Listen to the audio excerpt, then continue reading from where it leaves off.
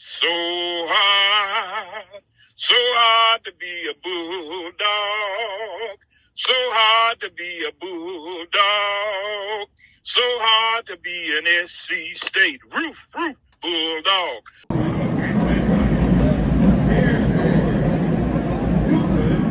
All I know is whatever prayer that's being said, I want that said over my life, okay?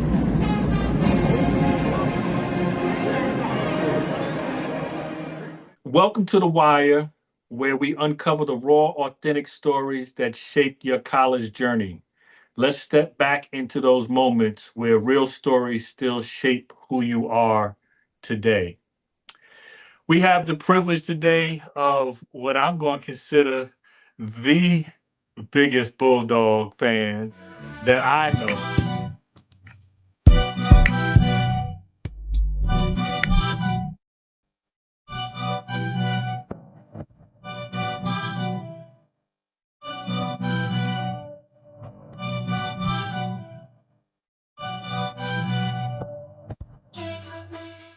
When I see Diana's stuff all over the place, Diana Dunbar, welcome to The Wire.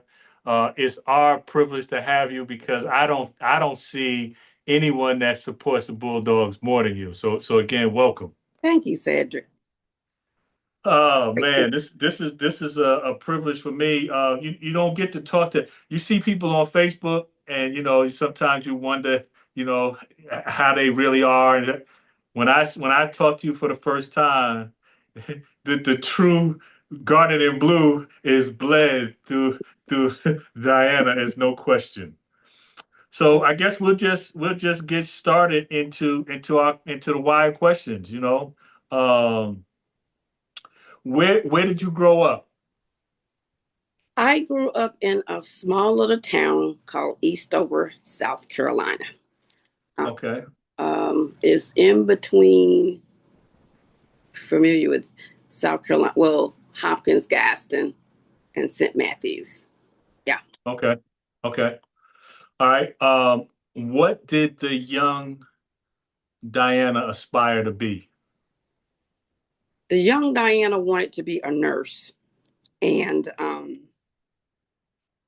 later on, I wanted to be an artist. Nurse got side bar because I spent a lot of time in the doctor's office growing up and had this fear of needles.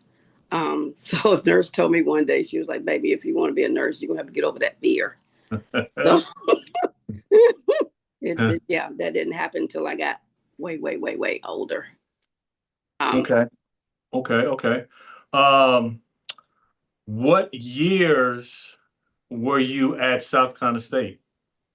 I came into South Carolina State the fall of 1979, and I graduated summer of 1983. Okay. So those were some pretty big years at State. Basketball, ladies basketball was winning, football was winning, swimming was winning, track was winning.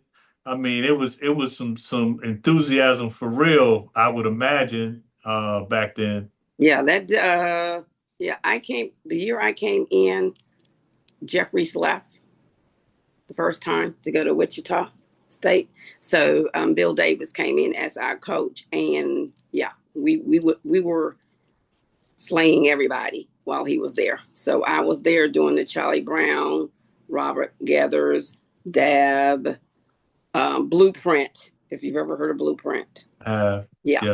All the big names. I was Gotcha. there doing that tenure.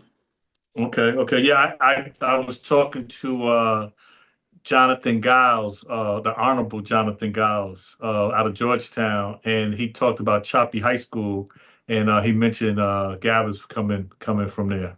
Mm-hmm. Yeah. Okay. So let me stay there for a second. So being that you were around at that time and now being around at this time, what's the feel like? I know you're not on campus like you were then, but when we go back on Saturdays for the games, and I don't know if you make the basketball games, but what's the feel like? Do you feel some of the enthusiasm now with us with the momentum we have winning? Can you feel that same energy, or can you give me some insight on that, being that you have that experience? Okay. So when I was there during my tenure, the stadium was always packed. I mean, the student body population was higher than what we are now.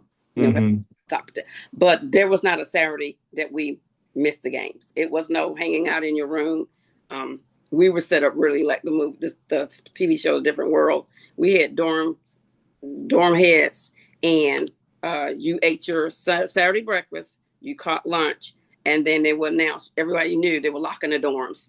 So you either were going to the game or you would find someplace else to go, because they were clearing out the dorms, locking the dorms. So everyone went to the state games, and it was packed.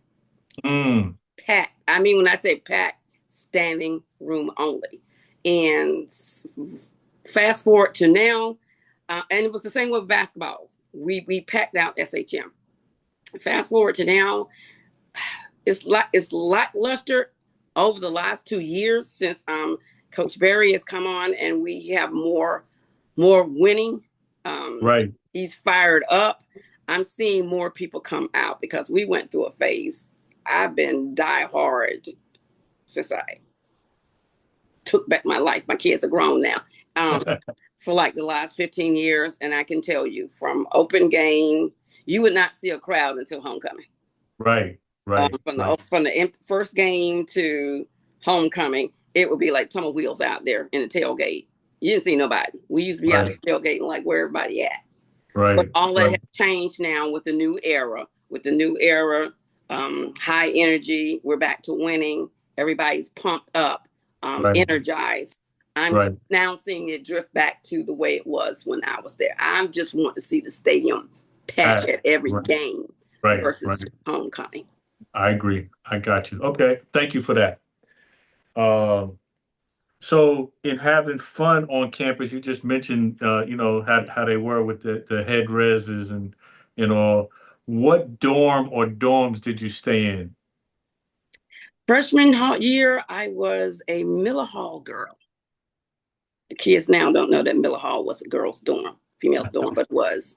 My sophomore year, I was Truth Hall, 7th floor. And because of the freshmen on 13th and 14th floor pulling the fire alarm every year, after that, I said, no more roommates. So I went over to Mays. I can't remember if it was 1 or 2. Whichever one was the girls' one. Right. That's where I went, and they called that the retirement home. So I was in a retirement home for the last 2 years. Okay. All right.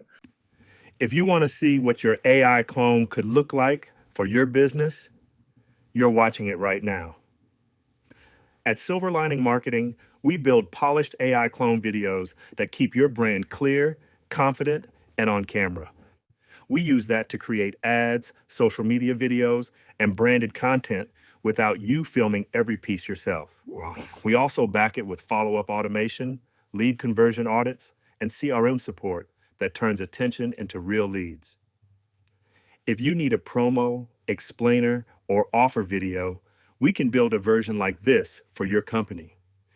Email cnelson@slmnc.com and let Silver Lining Marketing build your AI clone commercial. So this is the crux of the whole matter of this question.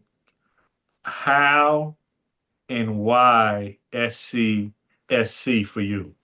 SCS for me, a lot of people, I have people laughing at this, especially people that I know are USC fans. So I applied for a plethora of colleges. In-state was USC and South Carolina State. And then everything else was out of state. I got accepted by Howard, by everyone, but Howard was where I really went and wanted to go to Mecca, because I wanted to put as much distance between me and my mom, Wharton Geneva, and my grandmother, Jesus' sister, Virginia Bird. I wanted to go up there like everybody did, because when everyone hit 18, they would go up north, and we had a lot of family up there. So the DMV became second home. And I went up there with intentions of going to Howard. And then I found out my mom and my oldest son, brother, had worked out a deal where I wasn't going to stay on campus. I was going to stay with him. So I was like, nah, I don't need to be back in jail again. So I came back to South Carolina to go to USC. And I think it was like a week there was something they were doing. I made the decision that I can't go anywhere where, it's still kind of like, they were letting us in, but we weren't really welcomed. So one of my cousins, Rudy Cunningham, was at South Carolina State at the time, and he came home for a weekend, and I remember him talking and saying about the mothership landed at SHM. And I was like, Parliament Funkadelic? And he was like, yeah. He was talking about the concert. And he was like, we be having concert all the time. And I was like, ooh, that's where I'm going, the mothership. So that's how it ended up at South Carolina State. I had the credentials. It was just, I had to make the right decision and make sure my parents knew I'm not staying in Eastover and commuting. I need that full college experience in Orangeburg. Right. No doubt. Okay. All right. That's awesome. Everybody has a unique story of how they got to South Carolina State. And everybody is saying it's the best decision they ever made, So, and I can tell by your enthusiasm that the sentiment is the same with you. It's the best decision you could have made. Yes, it was. Okay. What was your major? My major, I started off as an accounting major.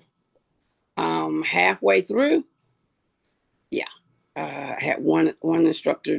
It's like every class I had to take, it was the same instructor, and she kept failing me. Yeah, she kept failing me, and then I went to the dean because I was like, how am I going and taking advanced accounting and everything and passing that? But I can't pass her. She made a statement to me because I corrected her in one of the classes. She did problem wrong, and she told me, I'll remember you come exam time. And I was like, I'm helping people pass their exam, but you're failing me. And so my junior year, I changed it to business administration with a minor in marketing. Okay, awesome.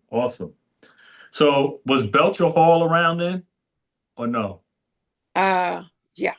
Wait a minute, Belcher. Okay. No, Belcher? Moss Hall was the business department. Okay. All right. What's one moment at SC, I'll say SC for you, that shaped who you are today? I would have to say my sophomore year. It was two incidents. One I'm not going to go into because it's a little personal and it might make me draw tears. And the other one was my brother Richard. We call him Ricky.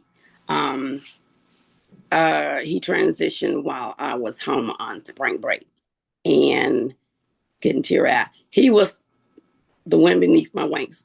I mean, he was Batman. I was Robin. I was a little skinny girl in school, but I was nerdy. So whenever people want to fight me, and that was every day, I got bullied. Ricky would come to my rescue. So he transitioned while I was on spring break. And I remember I was pledging Phi Beta Lambda, which is a business fraternity. And I called in to let them know my brother transferred.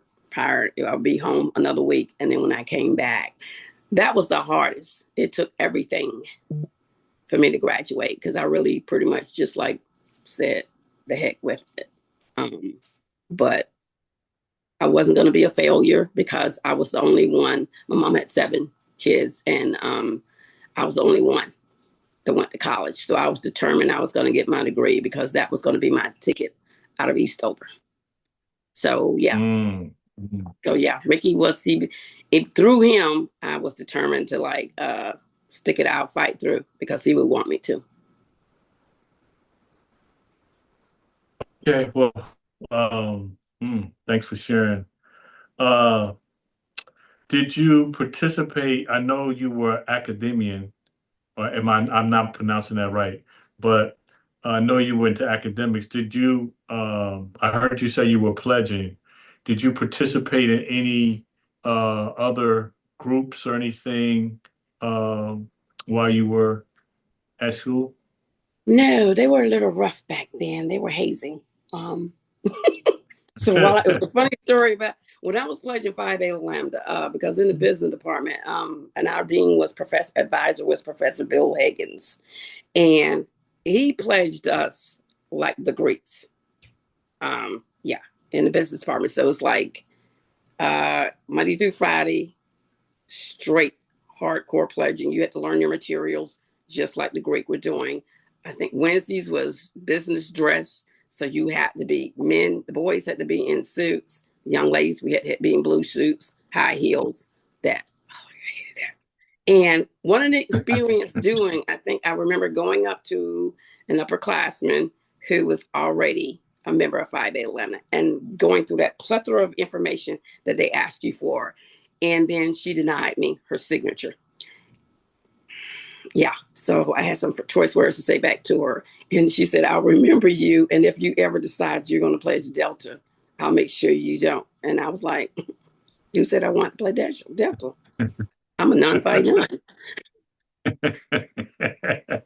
So that brought out the militant in me. So years later, I remember when Spike Lee did the movie School Days. I was like, oh my God, that's my character. I was proud.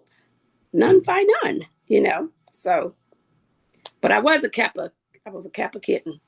Yeah. Okay. So I got to sit at the table with the Kappas, and I used to hear the brothers, everything. Everything. Yeah. Okay. What did being a Bulldog teach you that still shows up in your life today? One of the things, mainly from Moss Hall, because, Moss Hall, that was my home. Kids don't understand these days that once you get a major and you get into that major, that building becomes your hangout. Under Professor Higgins and Emily Crawford, those were my two teachers that stood out. Was that it taught me that regardless of what everyone says, because like I said, I came through state in the 70s.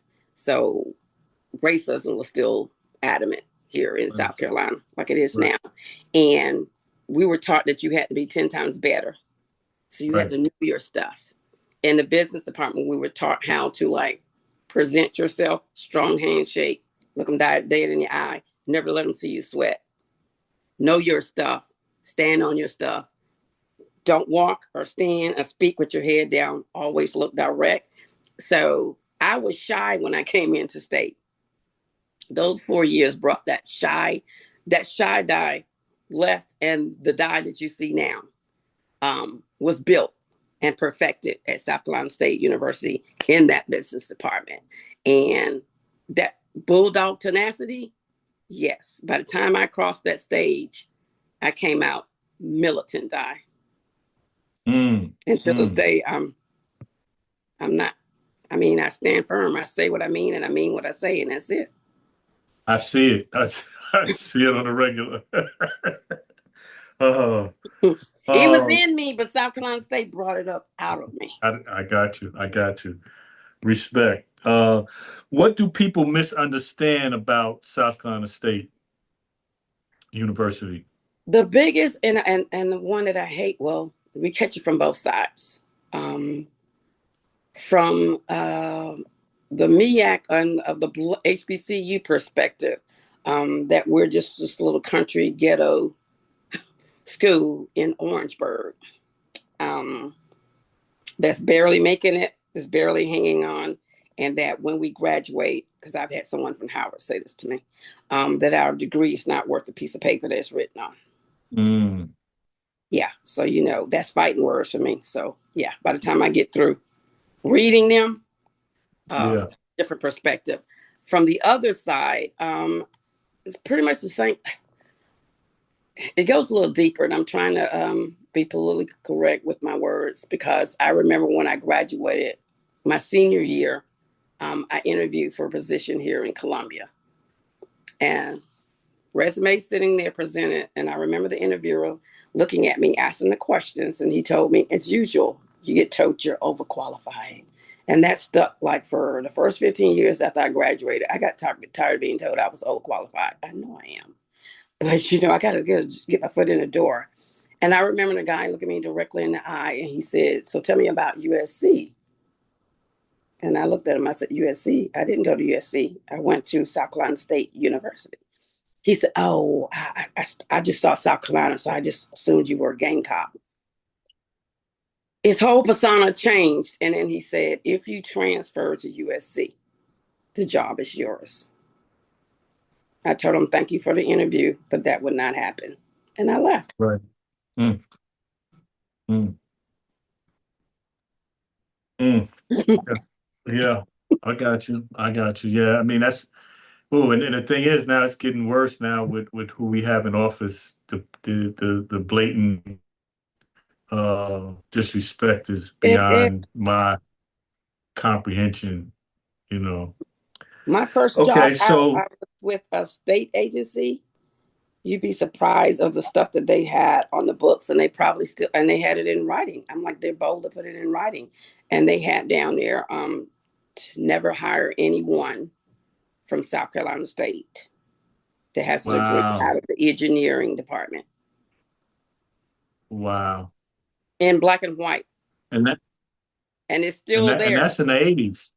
Yeah, It's and still there in now. 2026, it's still there in writing. I have a friend that works at the labor licensing department, licensing Okay, labor commission, and she said one day she was like, "Di, we're innovative licensing," and she said, it's in there. She said in HR they have it in there, certain positions not to hire and give licensing to for South Carolina State. I said, "You just finding that out?" I said, "I knew that ever since I graduated."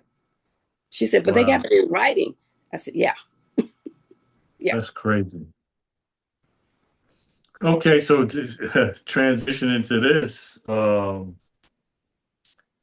What advice would you give to current students trying to win after college? Um, ooh, one that I wish someone had given me. Gosh, first of all, important networking. Um, when I graduated from state, networking and join the alumni chapter. I know now the National Alumni Association, every chapter, um, new graduates receive a year of free membership. I would advise Mm, take advantage of that. Um, right. um, the networking. You have alumni out there that are doing well in every field there is, and Right. they're willing to help eagerly. Contrary to what a lot of students think that alumni are distant or don't support, you know, we give back. We give back Mm, financially, we give back of our time, and we give back supporting our students. A lot of alumni are doing a lot of stuff behind the scenes that the current students don't know. So I would advise them to really reach out while they're there, come out of their rooms. Um, when we're tailgating, you can walk up and you can do a conversation and connect, and you'll see how far that connection, just conversing, on that note, on that tone, on that level, how it opened doors for you afterwards, how you can walk in and, you never know. The person who's sitting on the end of doing your review could be alumni from South Carolina State University. It's all about right. who you know, getting your foot in the door. And so I would advise them to do that. And while they're still there, take advantage of, I'm not sure what they call it now. I don't even recall it us having it back there in the 70s. I really don't. I know they did job fairs, but they have it now where the kids can go in and The Career Center? there you go. That. Yeah. Yeah. They had it back then. They They had it had back it then. back then. Yeah, yeah, yeah. Because I talked to Lindy Jeffcoat, and he got his first job and where he became with State Farm, based from the Career Center. So yeah, it was around. I agree with you 100%. They need to take advantage of that. Take advantage. It's the same like kids in high school don't go into, well, they changed the name. I don't get people offended. They get offended when you don't get guidance, but I don't know what it's called now. but they have it where they can Right. go in and research. Then they have to take advantage of every opportunity at South Carolina State. And second advice I would give, stay off of social media platform talking negative Right. about everything when it comes to South Carolina State. Clean up all your social media platforms. Mm-hmm. Mm-hmm. Mm-hmm. I used to stay on Instagram. I'm now on TikTok, but I don't be saying anything. But I used to stay on Instagram with a lot of our athletes before Coach Berry came in, and would tell them, get off Instagram. Stop posting that. Take that video down that you just made. Right. What are you doing? You don't need to be putting all your personal information out there. Right. Everybody's watching, especially if you want to get into the NFL. They're looking. Right. No Okay? question. Right. Yeah. So yeah, definitely clean up their Instagram, Mm-hmm. TikTok, and stop dragging the university. You can't burn the bridges Right. Right. Agreed. that you're going to have to cross back over to get help. Yep. I agree with you. Okay. What's a challenge you had after leaving SCSU, and how did you bounce back from it? Um, my biggest one. I left the state to go up north to seek better opportunities up there because the pay down here in South Carolina sucked. And fast forward now, it still sucks. And I'm keeping it real. All my relatives want to move back home, but they were like, "Ooh, the pay down there sucks." I Right. can't Right. survive for that. And because I am a giver, and my mother, Warden Geneva, bless her heart, she's gone now. You know, we kind of like mended towards the end. I'm stubborn, she was stubborn. But I think the guilty kind of, well, I was the middle child, the guilty feeling of having a degree and this determination that I want to, make it on my own, and I was going to do all this, be the first out of the family to do this. I caved in and came back home and thought I could fix everything for everyone in the family. Mm-hmm. Yeah. And I gave up on that dream of, I gave up on going back and doing my master's, getting my master's. And then when I got bogged down into lifing, yeah, I was like, okay, I can't go back to school at this point, because I'm taking care of a family. Then I got my mom over here that, I'm helping take care of her too. And I kind of put Diana on the back shelf. And then it wasn't until my 50, till I turned 50, it was like, okay, you got to stop taking care of everybody else and you got to focus on you now. So the Diana now wished that she could reach back and tell that Diana, don't put everybody else before you. You first. Get your stuff right. Stay on that focus, on that road, that path that you had. And then once you do that, then you can, if you can, however way you choose, help everybody, but don't feel as though you're obligated because you graduated from college to help those that chose not to go to college. Put them before you. Gotcha. Okay. I'm gonna lighten it up a little bit. I know you get back to campus more than most, but if you could go back to campus as a student, what would you do first?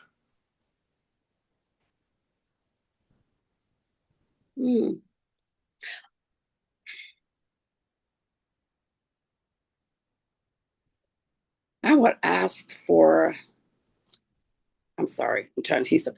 I would ask for a sit down with one-on-one with President Carnage, and I've had some sit downs. Well, but really, a sit down with the president, and I guess his key cabinet members, and I'm trying to be politically correct again, and I'm not good at. You can say it. Because I've been a state employee, and I've been on jobs, and I've been private industry, and I've been on jobs where people just sit there and don't do their job, don't do ish. Just like I got a job. I've been here a long time. Clicks. Yeah, I'm gonna say I'm keep it real because I'm known for keeping it real because we're known to have a whole lot of clicks. I don't like clicks. Right. I guess that's why I'm a loner. I don't do clicks. But really sit down and ask, because from a student point of view, and especially with you speaking for me, like when I came in, we put the in poor, okay? So Right. when you're finding, I was fortunate that, I had a scholarship along with the BEOG grant that they did away with, Ronald Reagan did away with. When you're strapping and struggling to go to college, and then you can't really get the assistance that you need or the people to correctly help you in the areas that's what their job description is for. Right. Because back there, well, everybody has their stories, about somebody in financial aid did this or somebody. Look, I just know them long lines, and but really do your job. Ask the question, vet them. When you get up in the morning and you put your clothes on and you come to South Carolina State, are you really coming here to give 100% when you're doing your job? Or are you just here because you can't go nowhere else? When you get to a certain point in state government, put those years in, they just buy their time. Right. If you're not going to do your job, retire. Right. Retire. I mean, like, what does it, because I've said this to him before, what does it take to really give someone their pink slip? Because I did HR for 12 years at a private corporation. And that line that I used to use all the time that they told me, say, South Carolina State is an at-will state. You can be hired or fired for any or no reason whatsoever. Trust me, they live by that. Right. They don't hesitate. So that's the key thing with me. Having personnel there that's going to be there to actually really help the kids. Because my daughter went to a PWI. A lot of the issues that they had issues at Coastal, but when it came down to financial aid and stuff like that, it was a breeze. It was like a breeze going in, boom, boom, 5 minutes. They're calling you in. You sit there, they go over. Yeah, I just need you to do this right here. Click, click, click. You're done. That's it. You can pay today. You can go right out there and pay today, or you can set up your payment arrangement, whatever you want to do. We look forward to seeing your daughter here. I mean, it was a breeze the 4 years that she was there. Right. I just want to see that same breeze at our alma mater, that in 2026, it shouldn't be that hard for the kids who need the help to get the help that they need, and that people not having an attitude with them for them to do this, their job that they're hired to do. Did that make sense? 100%. I was trying to clean it up, but Yeah. Hey. I mean, there's a lot of frustration that I hear from people, and it is what it is. So that's a fair statement to make. Stop hiring people that's not qualified. Yeah. Yeah. I'm gonna move on from there because I don't. No. Hey, You're not wrong. You're not wrong. We're gonna keep it moving. We're gonna keep it moving. Who was the most influential person you met at SCSU?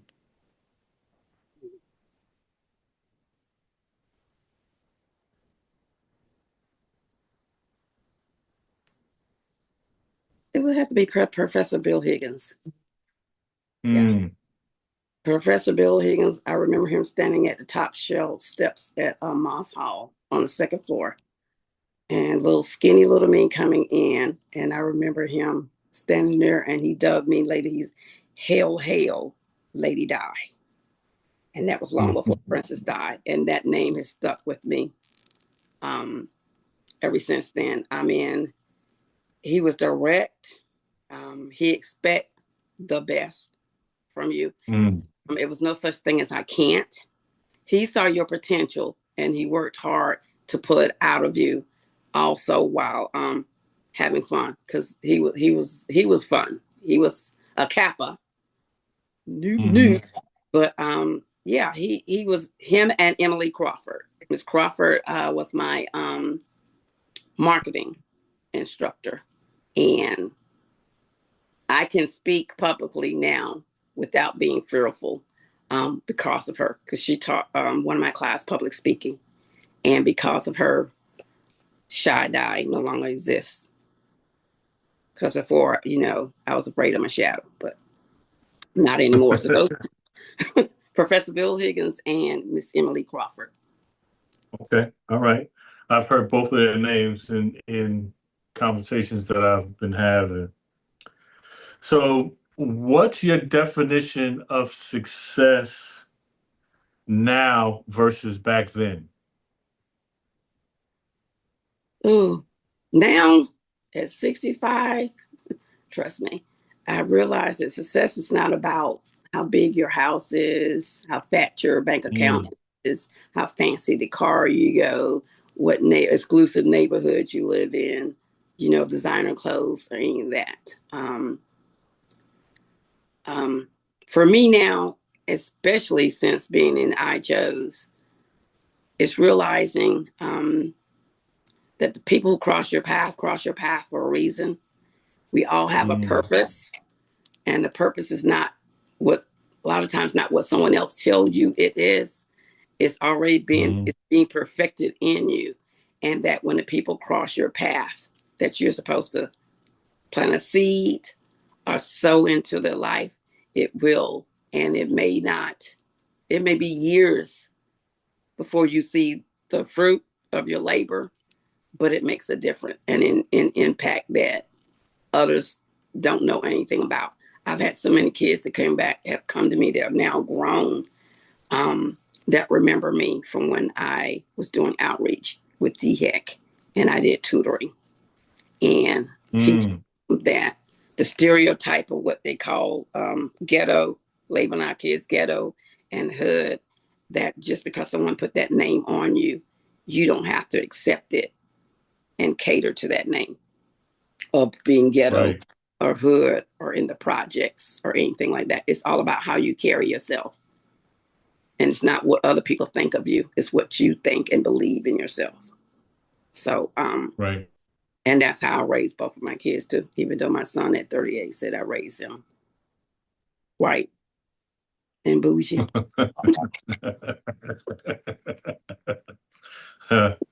Okay, all right. So I guess what I see some of the things, but I don't know what it is. What are you doing now? Right now, I am semi-retired. Okay. Yeah, because semi. And so I'm with Richland District 2 in transportation.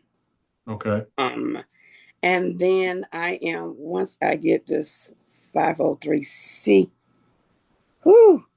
process completed, I am doing my own mentoring, kind of like community outreach, called Fix Your Crown. Okay. And I've been giving back. I've been a giver all my life, even when I didn't have. I always believe in paying it forward. My motto has always been, we're blessed to be a blessing to others. So if I got something, whatever it is, if you in need, you're gonna get some of it. That's just the way my grandmother, my village, my parents, my aunts, my uncles, everybody that was in my village, my grandparents, that's what they instilled in us. So I've always had that giving spirit, and when you're a giver, it's kind of like hard to receive. That's one of the things I wrestle with the most, receiving. Sometimes I give a little too much, but so that's the fruition. That's what I have right now for this season in my life, is really getting that up and giving back. And the people who have been benefiting the most from me now lately has been the students at South Carolina State University. I know what it is to come from a family and they really don't have. And yeah, my grandma would come home on weekends and go back, and she would always call me in the room, and she would say, I'm giving you this. You slide in my hand. Don't spend it all in one place. And it will always be a crisp $5 bill. Oh my I used to goodness, be I like, remember the okay, time. granny, on that ride back. I'm like, Yeah. I'm gonna do it $5. So Piggly Wiggly, I'd be telling everybody a loaf of bread, a jar of Peter Pan peanut butter, and Yes, some saltine crackers. no doubt, no doubt. So I see, and maybe you may not want me to say it or expose it, but I see some of the things, and I saw you just put together baskets for some kids, and I think that is, I put a post on social media today. Everybody needs to go and get Tuck's youth well, both his books. Yeah, both his books. Do you have The hoopty? the hoopty? Yes, I did. And trust me, the Yeah. hoopty, that's a good book. I read it because whenever I get his books, I read it. So I read it. My middle grandson, Jalen, he turned 10. So I had the hoopty to did for him. I gave that to him. So when I had them last week, no tech, no tech. They couldn't be on any technology or nothing like that. So I asked him, did he read his book? He said, I read it already. So I keep copies on the Nook that I Right. got for them. So the youngest one, JoJo read the entire book. JoJo is second grade, but he reads like on the middle school level. So That's awesome. Jalen was like, I'm not gonna read it in. I was like, oh, okay. So we did at the end, we did all the questions in the back, reading Awesome. comprehensions. I Right. loved reading comprehension when I was little. Baby, after them, I was like, okay, yeah. Every book, thank you, Tuck, for that, because every book should have pages in the back for parents to discuss with the kids to really see if they comprehended what they read. Oh, They right. they had it memorized. When I asked them stuff, they started talking like, okay, y'all got the book memorized, but that's not what the question is. And it was getting them, because this generation is so used to technology, Right. Right. getting their brain to comprehend, to listen and listen, not to just respond, to comprehend those questions in that book. It was a struggle. Right. It was a struggle. So, Right. yeah. But that's good though. That's good. So I see you doing that. And I think, that's commendable to do that. And it just seemed like from the post I saw that the kids looked happy. So Yeah, they just that's didn't all. like the Nana, or the teacher and Nana came out. I told them, I said, y'all don't rely. Nana was a teacher once. Yeah. Teacher once, property management. Yeah, you've been there, done that. Yeah. Yeah. Method. Okay. So Diana, what do you have any final thoughts? Like, if this is a wide open thing to ask.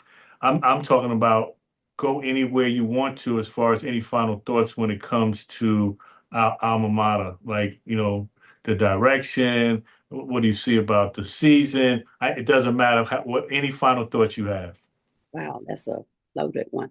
Okay, let's do two-part. Okay. I'm so excited. For me, I the I am like a kid in a can. The excitement to see new buildings going Right, up. When I make right, my post and say it's a long time coming, baby, this generation don't understand. These kids that are coming in now, they don't understand. We do. right, Those of us who loyal sons and daughters, we understand that SHM was being built during the time of the Orangeburg massacre. mm, It's sad that our students today, they only know about the Orangeburg massacre because they're taught that, and that's it. They need to bring back freshman seminar, okay?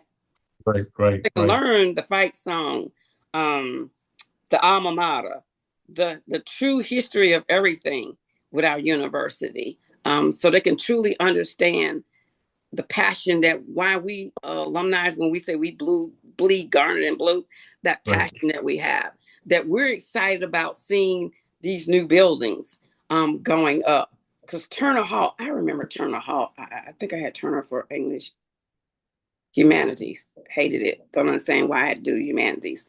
But see a new building, because I get tired of seeing other schools when they show up on our campus. They're always talking about it's so ghetto because our buildings are so old. Right. They keep saying the struggle is real. They don't know what struggle is. Oh.